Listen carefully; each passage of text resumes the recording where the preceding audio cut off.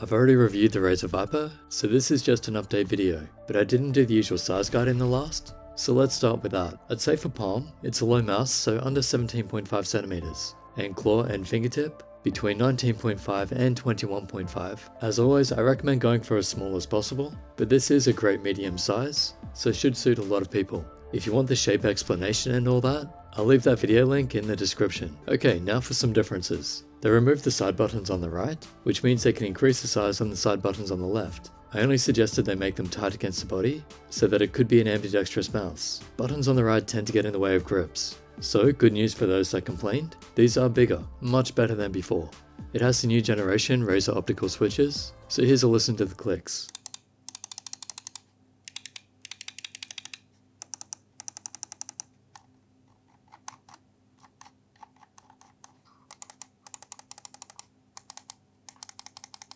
I'm not a fan of the optical switch hollow feel and sound, but these are pretty good considering. 3 is fairly hard to press in, which is good to help avoid accidental presses while scrolling. Tension on the steps is a good medium level. If I can introduce a term, Limbo Jumps, where you have the wheel bound to jump like in Apex, and the wheel lands between 2 steps, and then ticks over when you don't mean it to, causing you to jump and maybe even die. It's awful when it happens, lots of people complain about this, but on this mouse, I can get it to sit between the 2 steps, but it is actually really hard, so I think the tension and steps are pretty good on this, and the side buttons don't have too much trouble, pretty nice click.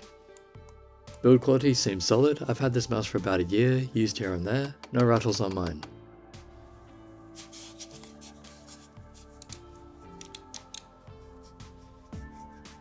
"100% PTFE skates, a little smaller than the Viper 8K, and the texture isn't smooth on the plastic, but it feels fine to me. Texture has been a focus lately. Seems some of the textures are bothering some people, but I think the shape is good enough, so it should help your grip anyway. Also, it doesn't have rubber sides anymore, it's just plastic. They've taken away the ability to charge on the stand.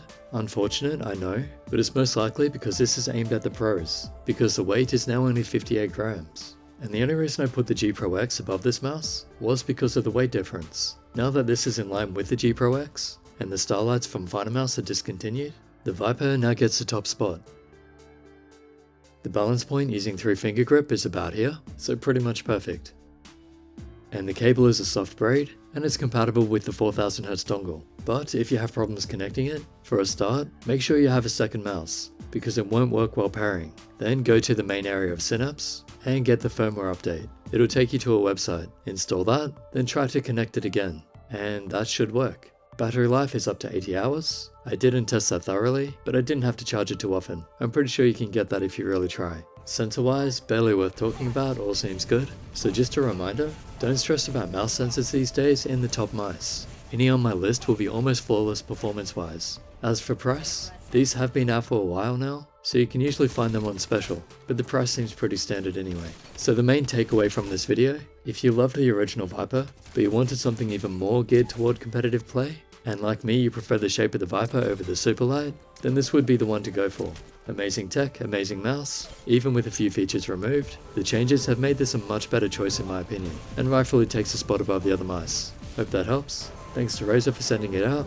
As always, doesn't influence my opinion at all. I'm very used to getting these mice for review. Just another day at work for me. So use your links below, sub, like and share. Catch ya.